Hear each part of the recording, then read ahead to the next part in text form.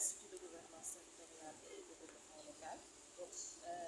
Nous accueillons ce matin le marathon des savoirs des territoires d'Afrique, conjointement organisé avec Enda Ecopo, l'Observatoire international de la démocratie participative en Afrique, et l'Institut de gouvernance territoriale et de développement local. Nous sommes partenaires avec ces deux organisations, ces deux ONG, dans le cadre de la promotion de la gouvernance efficace et inclusive.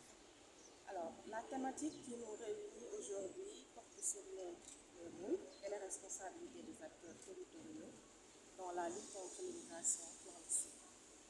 Nous savons que l'immigration irrégulière est un phénomène qui est quand même dans notre société, avec de nombreuses conséquences, entre autres vraiment une réduction, une perte significative de capital humain, n'est-ce pas, une perturbation des familles, des sociétés, en plus, n'est-ce pas, de réduire les parts de cette nation.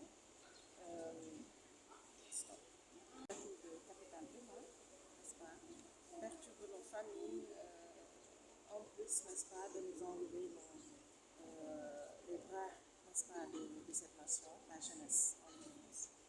Alors, aujourd'hui, nous nous sommes réunis, différents acteurs de différentes dimensions, les organisations de la société civile, les enseignants-chercheurs scientifiques de l'Université Cheikh Anta Diop de Dakar, Temple du savoir,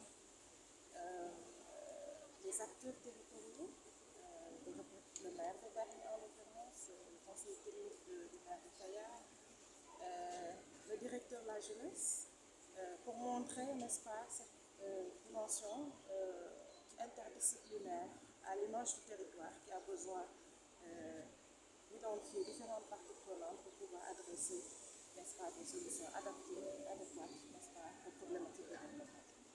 Alors, nous cherchons dans cette réflexion à identifier les contraintes, les causes profondes de ce phénomène qui est l'immigration irrégulière, mais également identifier les rôles et les responsabilités de l'État central, des collectivités territoriales, des autres acteurs parties prenantes, identifier les mécanismes, n'est-ce pas, de coordination entre l'État et les collectivités territoriales, mais surtout proposer des solutions adéquates, des solutions concrètes, des actions à mener, n'est-ce pas, pour résoudre ou tenter de résoudre en tout cas ce phénomène qui est un enjeu crucial de développement de nos collectivités territoriales.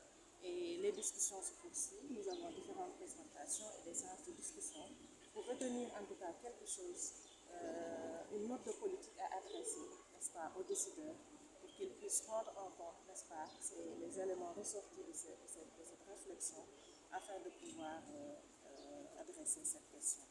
Voilà, donc l'Institut de gouvernance territoriale et de développement local a le plaisir, n'est-ce pas, de coordonner cette activité et nous comptons faire un rapport, n'est-ce pas, assez fourni, documenté, à proposer les différentes parties prenantes pour faire un pas, en tout cas, vers des solutions face à ce phénomène d'immigration.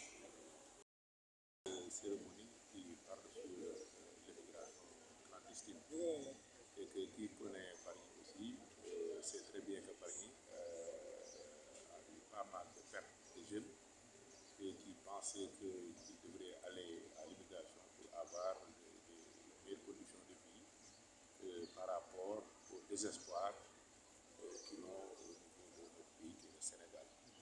Donc je pense que c'est un phénomène